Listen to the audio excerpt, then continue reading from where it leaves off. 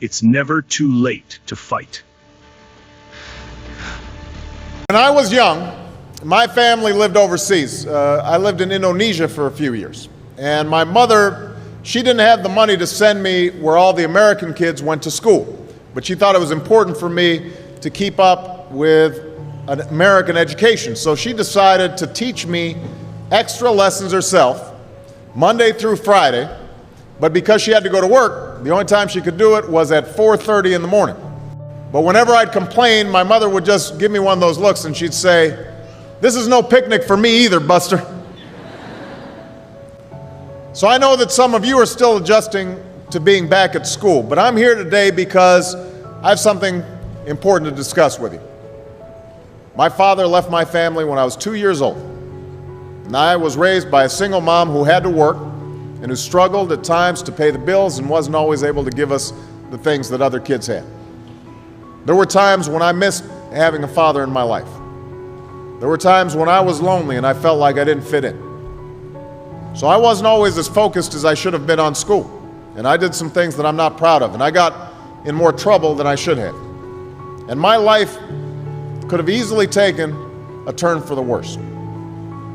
But I was lucky.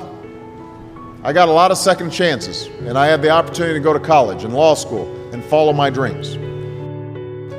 My wife, our First Lady, Michelle Obama, she has a similar story. Neither of her parents had gone to college, and they didn't have a lot of money. But they worked hard, and she worked hard so that she could go to the best schools in this country.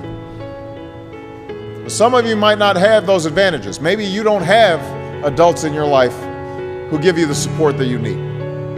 Maybe someone in your family has lost their job, and there's not enough money to go around. Maybe you live in a neighborhood where you don't feel safe, or have friends who are pressuring you to do things you know aren't right. Maybe you could be a great writer, maybe even good enough to write a book or articles in a newspaper, but you might not know it until you write that English paper, that English class paper that's assigned to you. Maybe you could be an innovator or an inventor, maybe even good enough to come up with the next iPhone or the new medicine or vaccine, but you might not know it until you do your project for your science class. Maybe you could be a mayor or a senator or a Supreme Court justice, but you might not know that until you join student government or the debate team. And no matter what you want to do with your life, I guarantee that you'll need an education to do it. You want to be a doctor or a teacher or a police officer? You want to be a nurse or an architect, a lawyer or a member of our military? You're going to need a good education for every single one of those careers. You cannot drop out of school and just drop into a good job.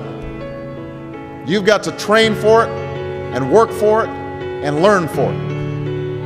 And this isn't just important for your own life and your own future. What you make of your education will decide nothing less than the future of this country. The future of America depends on you. What you're learning in school today will determine whether we as a nation can meet our greatest challenges in the future. You'll need the knowledge and problem-solving skills you learn in science and math to cure diseases like cancer and AIDS, and to develop new energy technologies and protect our environment. You'll need the insights and critical thinking skills you gain in history and social studies to fight poverty and homelessness, crime and discrimination, and make our nation more fair and more free. You'll need the creativity and ingenuity you develop in all your classes to build new companies that will create new jobs and boost our economy.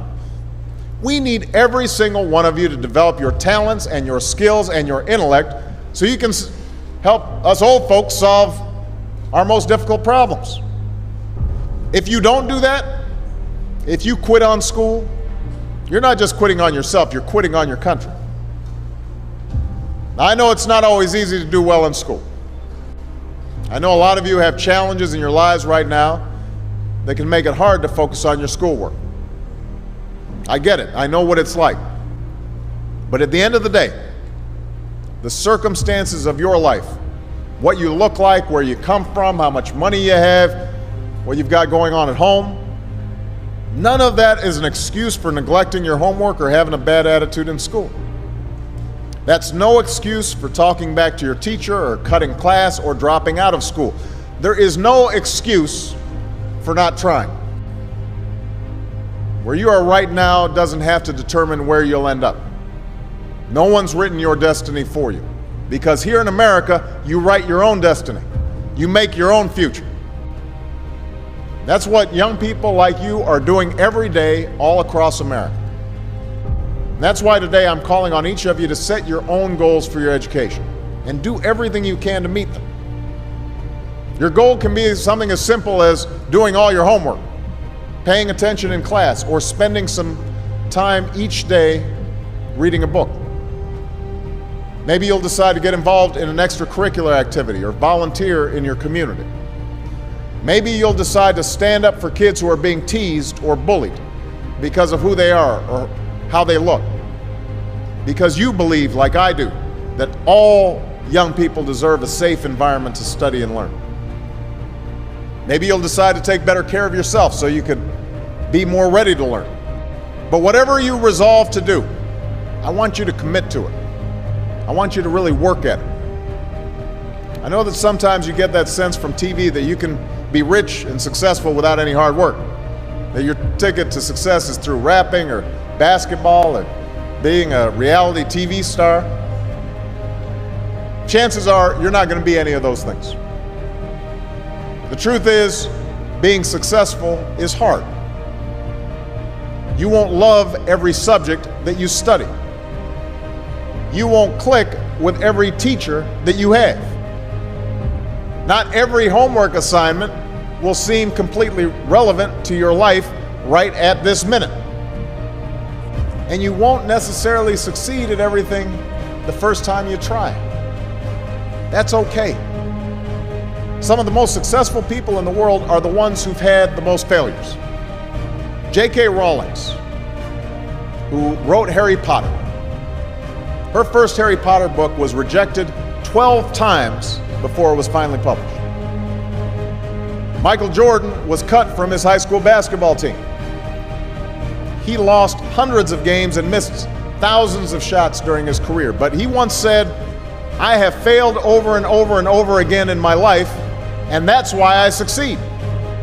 These people succeeded because they understood that you can't let your failures define you. You have to let your failures teach you.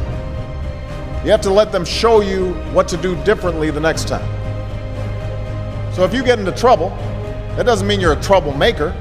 It means you need to try harder to act right. If you get a bad grade, that doesn't mean you're stupid. It just means you need to spend more time studying. No one's born being good at all things. You become good at things through hard work.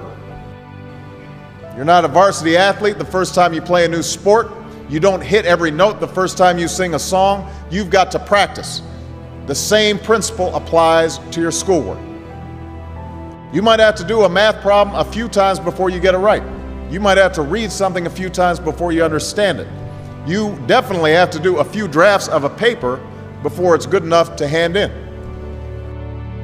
Don't be afraid to ask questions. Don't be afraid to ask for help when you need it. I do that every day. Asking for help isn't a sign of weakness, it's a sign of strength, because it shows you have the courage to admit when you don't know something, and that then allows you to learn something new. So find an adult that you trust, a parent, a grandparent, or a teacher, a coach, or a counselor, and ask them to help you stay on track to meet your goals. And even when you're struggling, even when you're discouraged, and you feel like other people have given up on you, don't ever give up on yourself. Because when you give up on yourself, you give up on your country. The story of America isn't about people who quit when things got tough. It's about people who kept going, who tried harder, who loved their country too much to do anything less than their best. It's the story of students who sat where you sit 250 years ago and went on to wage a revolution, and they founded this nation. Young people. Students who sat where you sit 75 years ago, who overcame a depression and won a world war, who fought for civil rights and put a man on the moon. Students who sat where you sit 20 years ago, who founded Google and Twitter and Facebook and changed the way we communicate with each other. So today, I want to ask all of you, what's your contribution going to be? What problems are you going to solve? What discoveries will you make? What will a president who comes here in 20 or 50 or 100 years say about what all of you did for this country? You know, your families, your teachers, and I are doing everything we can to make sure you have the education you need to answer these questions. I'm working hard to fix up your classrooms and get you the books and the equipment and the computers you need to learn. But you've got to do your part too. So I expect all of you to get serious this year. I expect you to put your best effort into everything you do. I expect great things from each of you. So don't let us down.